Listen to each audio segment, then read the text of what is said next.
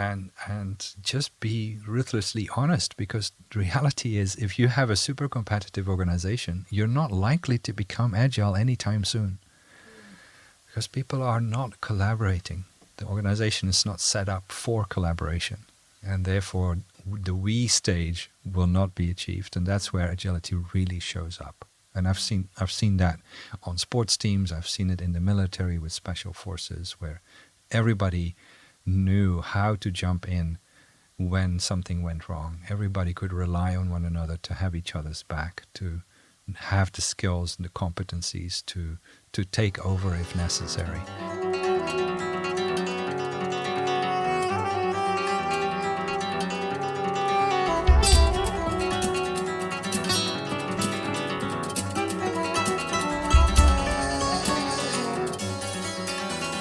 Welcome to the Cultural Agility Podcast, where we explore the stories of some of the most advanced intercultural practitioners from around the world to help you become culturally agile and succeed in today's culturally complex world. I'm your host, Marco Blankenburgh, International Director of KnowledgeWorkx, where every day we help individuals and companies achieve relational success in that same complex world.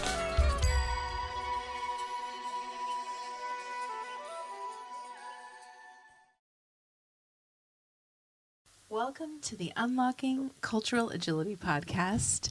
We are here today with Marco Blankenburgh, International Director of KnowledgeWorkx. Marco, welcome. Thank you. Glad to have you. We are going to talk today about interculturally agile cultures, what they are, how to build them, how they can be troublesome. And I'd love to start off with just talking about the word agility. What is it? Why does it keep popping up? Yeah, it's a word that's quite important in organizations, organizational development, consulting work, working with leaders and teams. I think most of it has to do with the fact that we live in a crazy world. Yes, we do. There is a lot of change in our world. Mm-hmm. There is rapid change. And there's a lot of forces at play.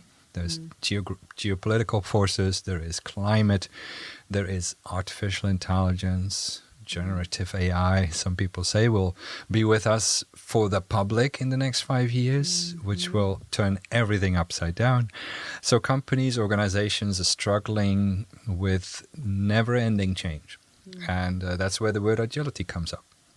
So how do you stay agile in that crazy environment?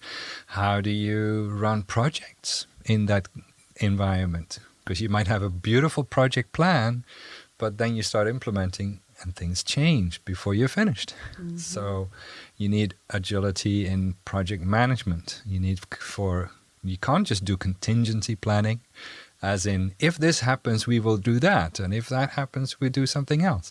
Because things come out of left field, as they say in sports, and you need to be creative, agile enough to deal with it. And that requires a whole different way of thinking about agility as leaders. So the leader as a person needs to be almost wired in a different way. Yes. And they need to then lead teams and organizations and projects in an agile way. And there's lots of debate about what that actually means and what competencies, skills, abilities do you then need to develop as a result of that. Yeah. Yes, I can see that. Yeah. So where does agility even come from, the word itself? And what's the history on how we use the word? Yeah, I'm not necessarily the expert on it, but yeah, when you go back, it came originally out of the world of sports. So the physical version of agility, and you can see that in famous athletes, their grace and their ability to have their whole body in sync. It's always beautiful to watch, and that's where the word agile comes from, as well as the military. So being able to be agile on the battlefield or in military operations, especially the special forces, which I'm familiar with, is each person in the unit able to take a variety of roles? Can they even take the lead if necessary? Could they, if things go really bad, could they run solo? So that's where agility also comes into play. And from there, it got into the business world. So in the 60s, 70s especially, in Japan, that it got connected to incremental improvement. So the Kaizen method, Six Sigma came out of that. And the interesting thing is Six Sigma has a belt system. So if you're a black belt in Six Sigma, you really know how to take an organization, look at it very carefully, and make it more agile, make it better incrementally. And from there, it got into the software development world. So in the world of software, especially in the early days, I still remember I had to code in university. And even the simple coding I was doing was a few thousand lines already. Now imagine if you have to code big, complicated software products, and you discover a few thousand lines in that you made a mistake. How do you go back? So how do you do software development in an agile way? And that's where agile scrums came from, and taking pieces of code that can be removed and added, and ways to make sure that mistakes are caught early. So there's a whole system in place now that gets ever better, especially now with AI. And from there, it really got into the business world. So project management, already mentioned that had to become more agile, but also then in running the organization as a whole. So a big problem that people deal with today is change. Out of most change initiatives, give or take 70% are not successful. Wow. And very often it's either that the culture is not taken into account, we might come back to that later on, or it's because they still think that they can design a change plan and run with the change plan, and that there's only small changes that they need to make, which in today's world is typically not true. So that's how agile transformation, agile project management, agile strategy implementation, all are buzzwords that people are using now in the business world. Yeah. Okay, so it's been around for a while, used in different ways. Yeah. What about in other languages? Yeah, that's a bit of a challenge. Yeah, how's it translated? I still remember we ran a project that was a transformation project for one of the big airlines, and the word agile came up. And this airline has over 170 nationalities working for them. So we were asked to put the language around the culture transformation in place. And when we started asking people about the word agile, what ideas come to mind? And for some languages, it is indeed that athletic ability.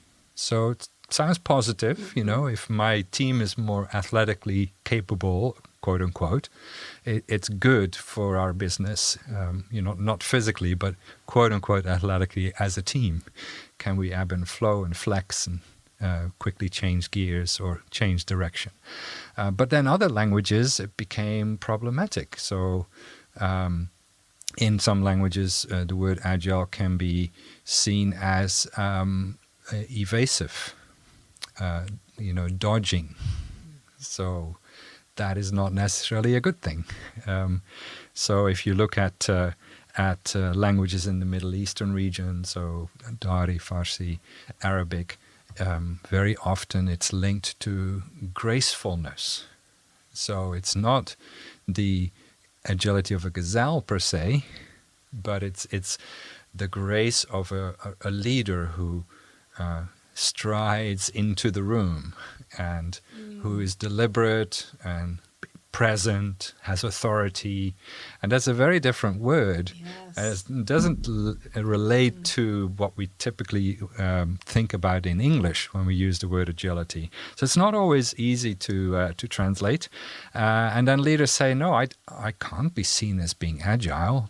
That's for young people, Yes, I'm a gracious statesman or stateswoman, and I need to be seen that way. The other thing is that leaders might see agility as something that doesn't add to their position of power or their position of honor. So they need to be seen as deliberate, thoughtful. Typically also linked to it is this idea that I know where we want to go, and I continuously say that to the people around me. Agility could create that impression that I need to be able to say, team, we've got a problem, and I don't quite know how to deal with it. Let's figure it out together. And that way of dealing with agility is in many cultures, but is frowned upon by leaders, and it might give the leader a low credibility rating, for instance. There's also a dilemma that hierarchical organizations typically find it hard to be agile in the way that it's typically explained. So if you have hierarchy and you want to be super agile, then it becomes really difficult to move the agility up the hierarchical chain and then quickly back down again. So those organizations, there are other ways to also become agile, but it often has to do with different listening functions that they need to create in the organization to still have information flow up and down very quickly so that decision-making can be sped up. But the quote-unquote Western way of thinking about agility is often frowned upon if the organization is more hierarchical. And that links it directly to power.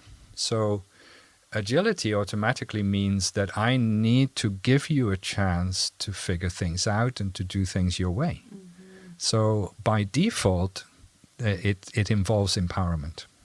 Mm-hmm. And some leaders just don't want to let go. So true. They just want to hold the reins. They want to sign all the checks, so to say. Mm-hmm. And they want to be in charge of all the ideation and the decision-making. And that's why in what we call directed destiny environments versus directive destiny. So directed destiny, the boss tells you what to do. And that's where the idea of agility often is frowned upon. So there's cultural issues, there's linguistic issues that need to be taken into account. Yes. That's very clear now. Yes. So we can talk about agile organizations, but how do we, even just backtracking a second, how do we talk about healthy organizations? How do we think about a healthy organization, even before agility?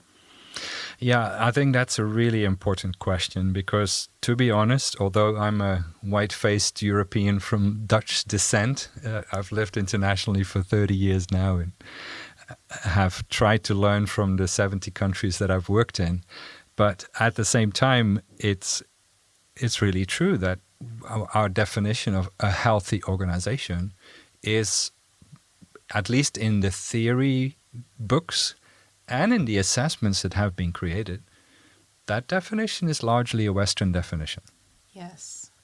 It's the Western way of thinking about leadership, the Western way of thinking about how organizations should run, what is a healthy culture, what's an unhealthy culture, that by and large still drives most of the theory and it drives most of the thinking behind the organizational health assessments that have been created. And that's an issue. So for instance, to make that come alive, is it true, for instance, that if an organization has a flatter structure, that they are likely to be more agile? Is hierarchy an enemy of agility? And that doesn't have to be true. Is having a voice, so creating agency in the system of the organization, which is a more directive destiny way of thinking about things, is that necessarily better? Or is being told what to do, does that make you less productive as having your own thoughts turn into an action and then you follow through on that action? Is that more productive? And when you look at the research, that's inconclusive. Those are all good questions. Yeah, and a lot of the organizational health thinking makes assumptions on those things, and that becomes a problem. So, for instance, the whole idea of being told what to do, cultures where directed destiny is stronger can sometimes be more productive than cultures where you have a directive destiny orientation, where people are always part of the decision-making process. They create their own way forward. They bring their voice to the group, and they have to have their say, which sometimes can actually grind things to a halt. Because you have seen it happen. Yeah, yeah. Those are all things that play a role in thinking about what is a healthy organization. And a big thing that plays into that is how we build trust. And that's maybe something, we have a great podcast on trust. Yeah. How do you build trust within a hierarchy? How do you build trust within a flatter organizational structure? And what I've heard people say, I implicitly trust my boss. And I love working for my boss. And if my boss tells me to do something, I just go and do it because I can trust my boss. And if you have that type of a relationship, it's great. And I've seen the same with teachers, where teachers give their pupils instructions and there's a good trust relationship. The pupil loves to get that instruction from the teacher and move on it. So there are quite a few assessments around that try to measure organizational health. And they're beautiful assessments, but digging into them and finding, well, what assumptions are they actually making? And fortunately, our intercultural framework allows us to find those assumptions relatively quickly, and then we can make adjustments. So we've worked with assessments that do team assessments or organizational assessments, and once you know if there are assumptions in there, then you can adjust. So if you know that they are preferring to a more give everybody a voice approach, for instance. Then you need to possibly adjust for that when you work with an intercultural team.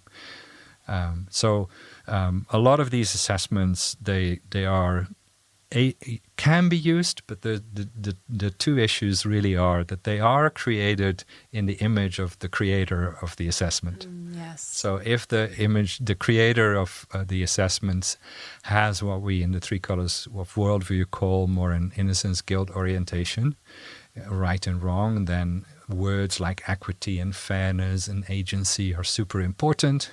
So they would assume that if a team has those, then it's healthy. Then it's a good thing. Yeah. So, and then to realize, no, there are also other cultures where my personal opinion is part of an ecosystem. It's part of a culture of community accountability where honor is pursued and shame avoided.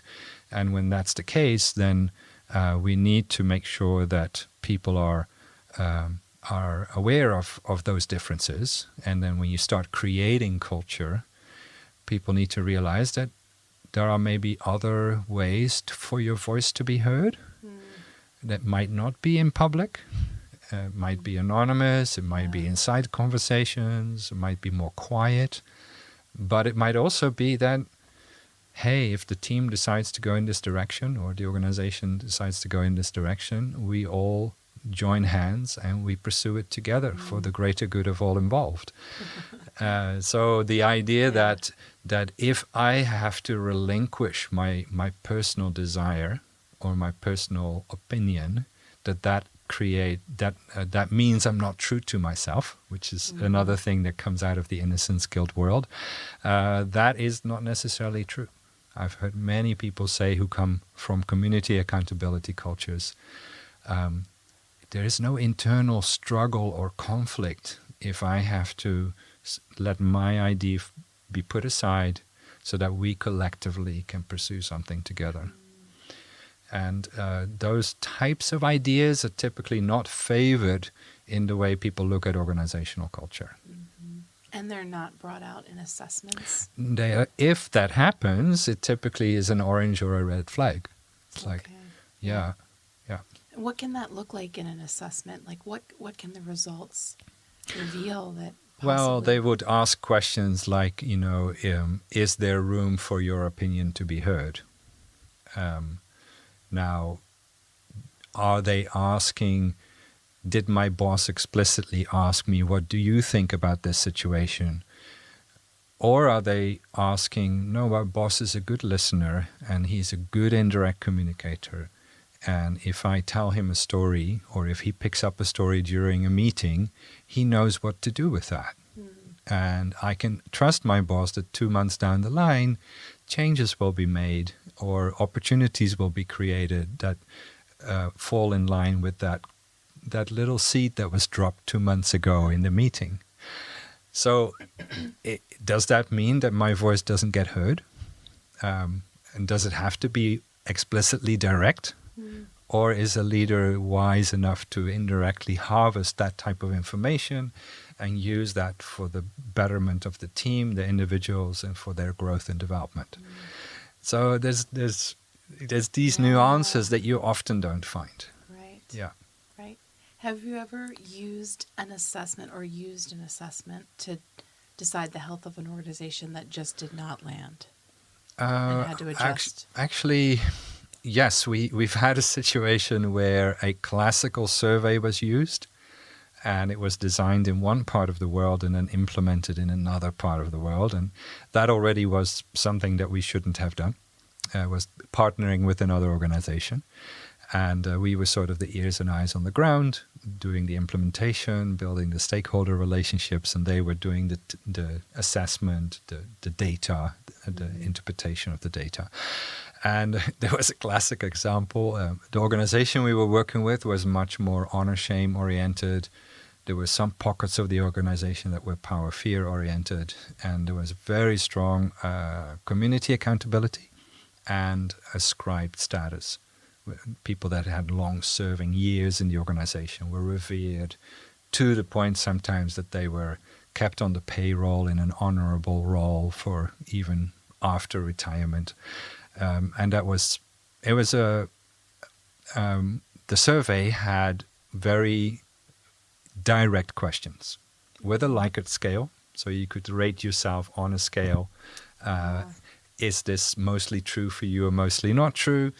And one of the questions was, do you know the mission, vision, values of this organization? And 40% of the people answered yes. Okay. But they didn't exist yet.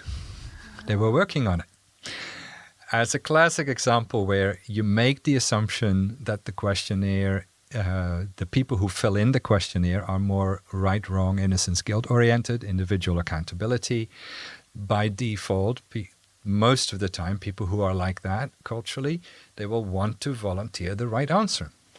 But now, a survey designed for that audience was used in a more honor-shame oriented audience. So what does the survey taker think when they see that question? They say, they're asking about mission, vision, values. Oh, maybe it must exist. Otherwise, they wouldn't be asking about it. So what is the most honorable answer to give? Yes. I do know them. I know them. I'm supposed to know them, so I better say yes. And that's just a small example. Another one was where we did a survey that was supposed to lead to organizational change. It was with a big organization in Africa, 19 countries. And we ran the survey together with the HR team. And we had about 3,000 answers back. And the head of HR said, well, it's pretty good. Let's close the survey. And I said to her, well, let's look at the names of the people, because this was not an anonymous survey. The names were given. And lo and behold, almost all of the names were names that alluded to a more innocence, guilt-oriented way of thinking. And if they would have closed the survey and designed a change process based on that section of the population, it would have totally gone wrong. So we had to wait and find other ways to get other people also to contribute who are more power, fear, honor, shame oriented, maybe a bit more community accountability or directed destiny. So surveys are tricky. There's actually quite a few things that potentially could go wrong with them.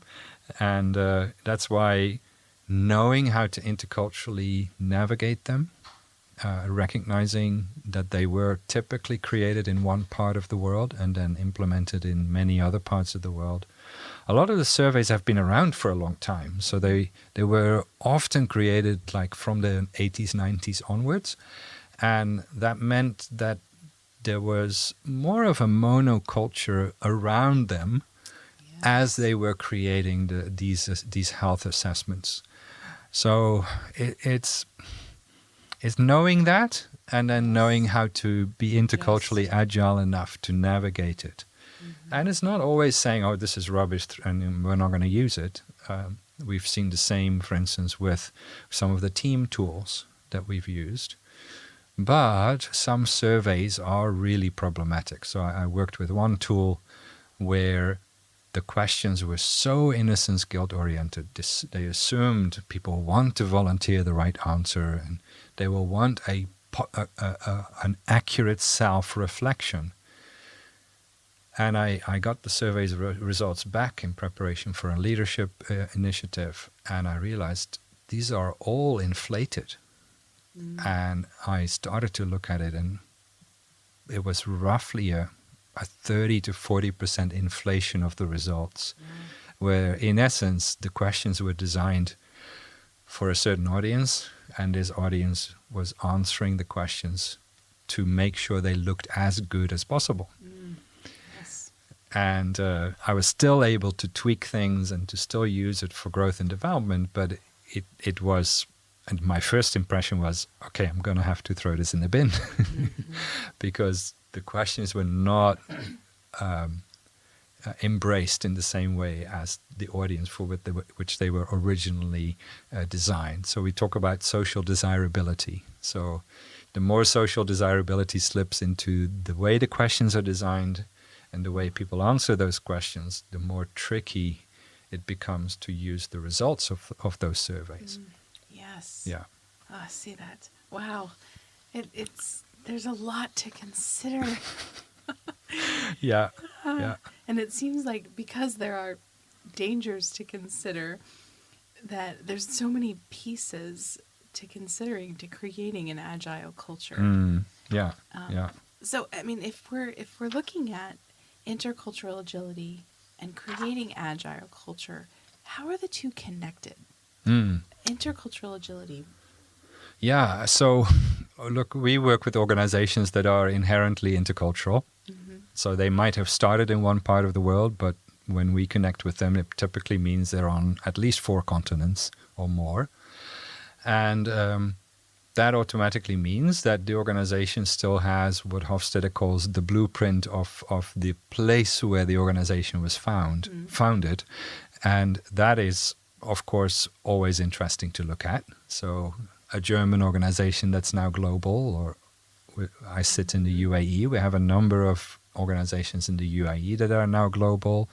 Currently, we're working with another organization in the Gulf that has gone global from another country. And all of a sudden, I'll give you an example. One organization we worked with, they wanted to franchise the business. And we have a franchise partner in Singapore, and they were invited in to do an audit on, can we do this? Can this company be franchised? And their conclusion was that the concept was going to be likely globally applicable. Global clients would embrace the concept. But the culture of the organization, they said, if the culture stays the same, you will struggle at least on 3 or 4 continents in the world. Wow. So is there a link between agile culture and intercultural agility? Absolutely. Yes. We had another organization we worked with in California. They got a brilliant opportunity to work with 2 of their clients, very big names, in Japan and China. But this organization so far had only worked on the west coast of the US. And we sat down with the owners and they said, if we want to work in China and Japan, we have to change the way we do business and the way we support our clients, which means our staff, our processes, our workflows, the way we do financing in other countries, sourcing, all those things have to change. That level of agility, they were not ready to sign up for, so they actually let it go. Yeah. Yeah. So using intercultural agility to decide, are we actually interculturally agile enough? And when we talk about, is your DNA global enough as a business? Can you really go to other geographies? Is your organization able to absorb staff and talent from different parts of the world? And I've seen, for instance, one of the there's a number of franchises. I don't want to mention names per se, but there's a number of franchises, either food franchises from North America that tried to get into, for instance, the Gulf region, and the culture, the Midwestern culture, did not connect with people in the GCC. There was another franchise I can think of from South Africa. They have a really, really good concept, and their food is amazing, but the concept failed in Southeast Asia. And it wasn't just the food, it was actually also the food was accepted, but the culture of the organization was not in that local context. Right. Yeah. Wow. So you're almost saying that you have to create the culture of the organization first and then add the method later. Yeah. So that is something that I'm bumping into in so many disciplines now. So, for instance, one of our facilitators, Dr. Omar Ayash, is a brilliant facilitator on design thinking and iterative design, which comes out of Stanford University, the D School.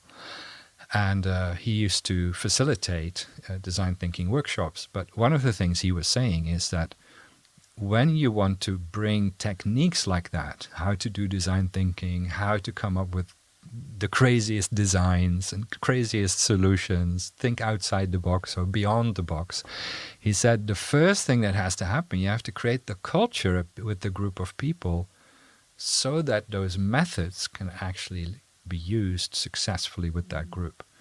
So being able to create the third cultural space first, and then say, now let's look at some creative, fun, ways of doing design thinking together.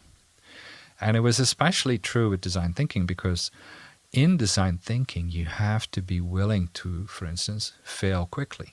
Fail early and fail quickly. And in some cultures, that is not something people might be used to.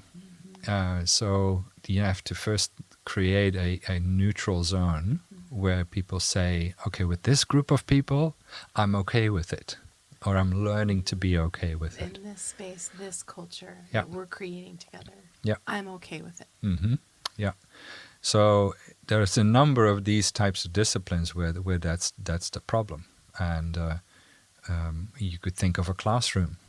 You've seen that, Shelley, where your program culture in the classroom is in essence saying the same, because it's like no matter what pedagogy you bring, if you don't create culture in the classroom, then you will have a disconnect between you and the pupils, and probably amongst the pupils, and maybe even with the parents. Yes, definitely. Yes. So create the culture first, and then find ways to be agile within that context. And you said the third cultural space. Can you describe that? Yeah, that's the dilemma I mentioned in the beginning, talking about agile leadership.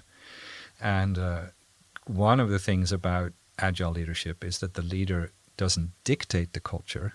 The leader helps create the culture, is the facilitator of the creation of the culture. So in the old days, it was, I'm the boss, you're going to do it my way.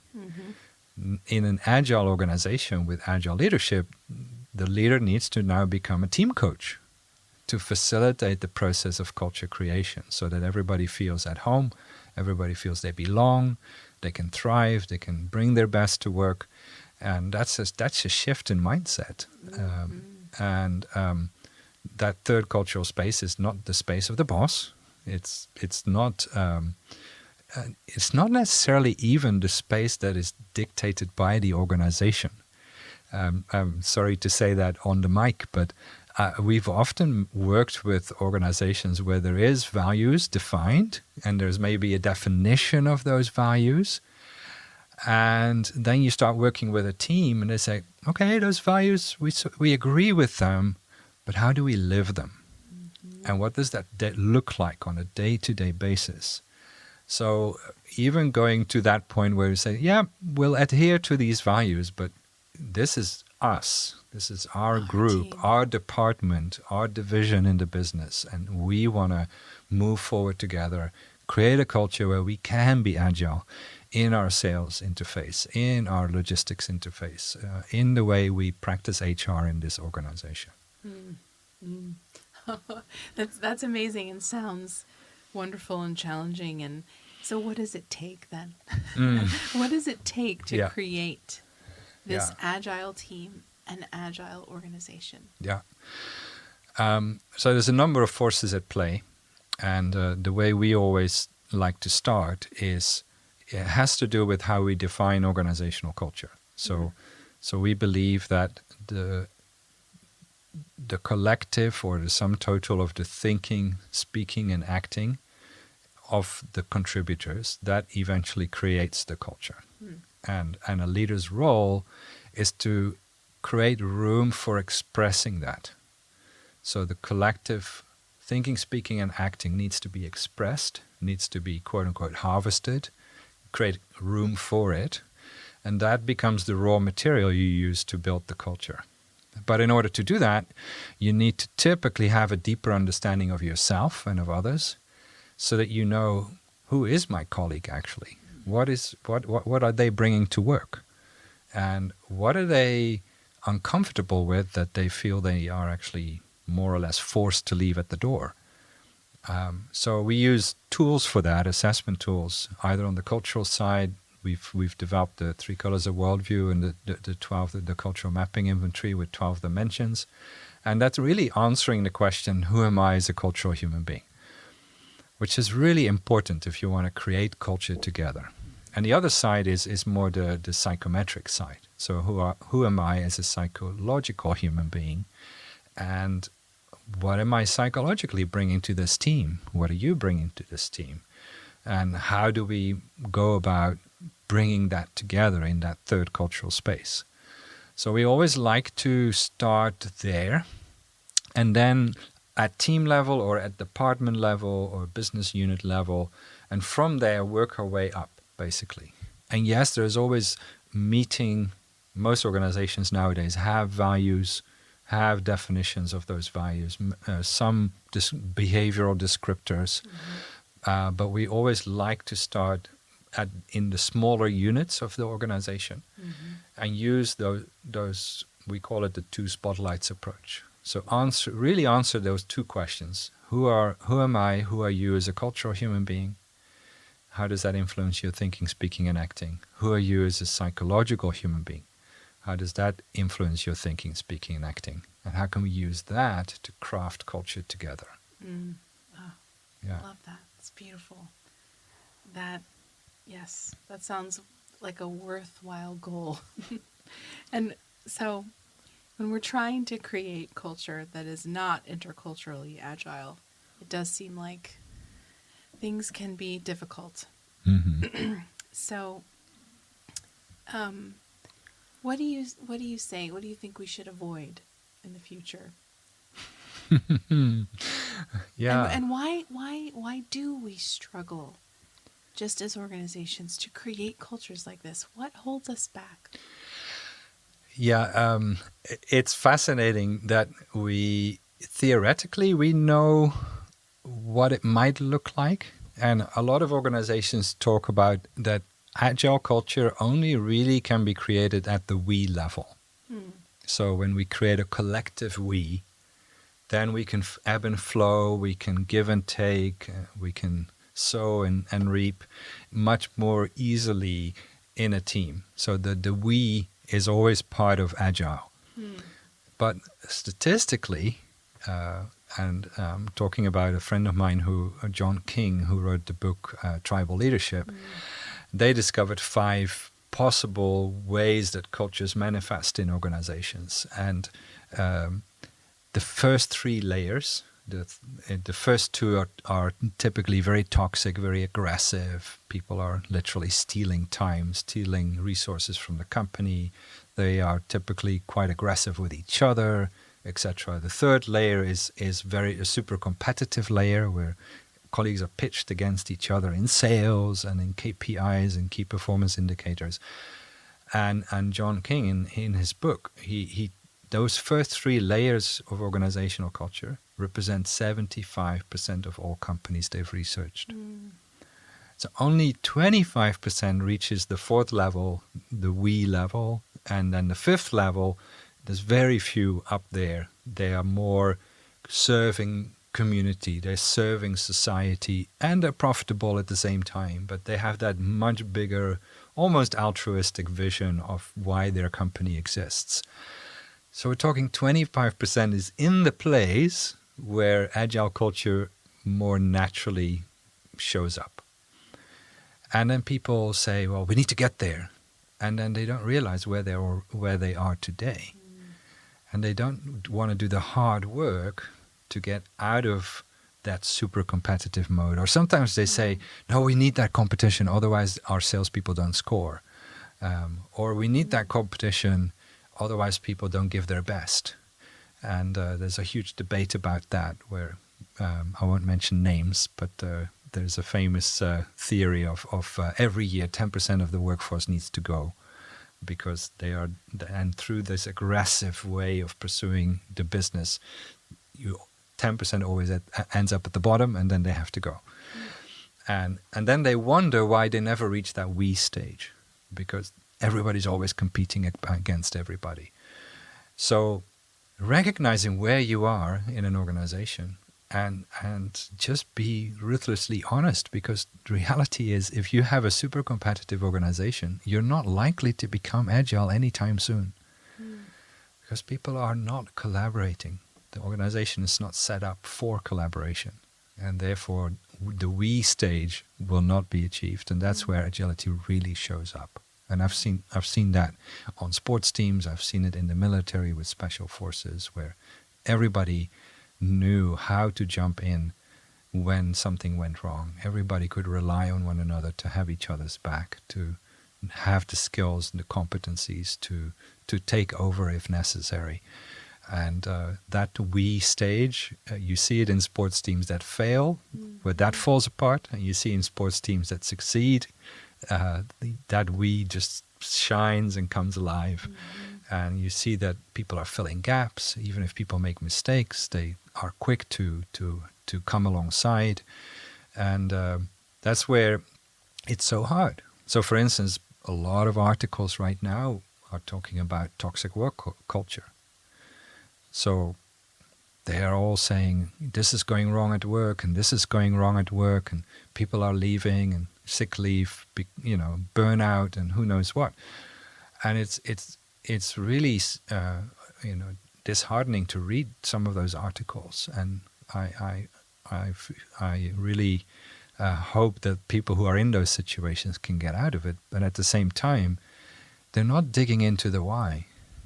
And the articles almost create the idea that there's quick fixes are possible. But you need to then dig below the surface and really do the hard work to reset some of those cultural drivers at the bottom end. And that's where, again, those two spotlights are really important. Who am I? Who are you as a cultural human being, as a psychological human being? What is the organization driving us to do? How is that potentially setting us up against each other? And is that really the organization we want to have? So yeah, there's a lot of those forces at play where creating agile culture, actually, it starts with you and me, goes to the team, goes to the department, goes to the organization. And I prefer to create pockets of success than create try to create a large organizational shift. And those pockets of success always, I call it the jealousy factor. You create the jealousy factor with a team that's successful or a department that's successful, and that starts to attract others who say, I wish I could work there, Or can we have what you have?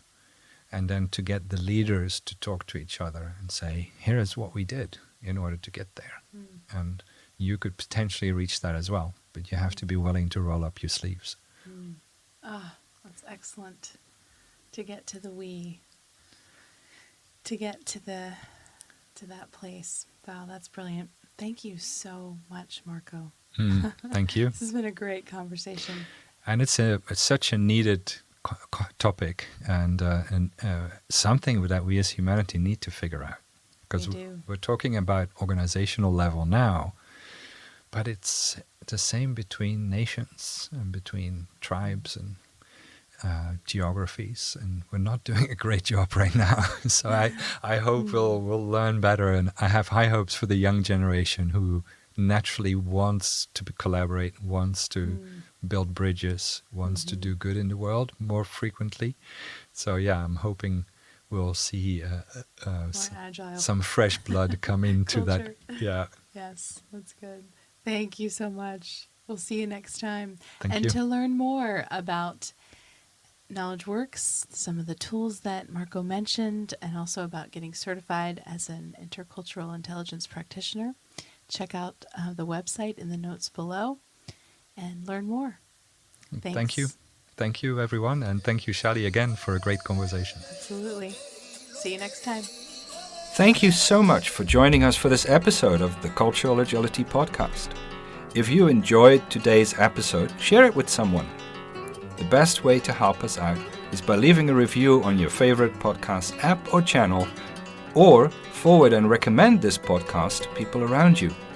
As always, if any of the topics we discussed today intrigue you, you will find links to articles discussing them in greater depth in the podcast notes. If you would like to learn more about intercultural intelligence and how you can become more culturally agile, you can find more information and hundreds of articles at knowledgeworks.com. Oh, and by the way, special thanks to Jason Carter for composing the music on this podcast, and to the whole KnowledgeWorkx team for making this podcast a success. Thank you, Nita Rodriguez, Ara Azizbekian, Rajitha Raj, and thanks to Vip and George for audio production, Rosalind Raj for scheduling, and Caleb Strauss for marketing and helping produce this podcast.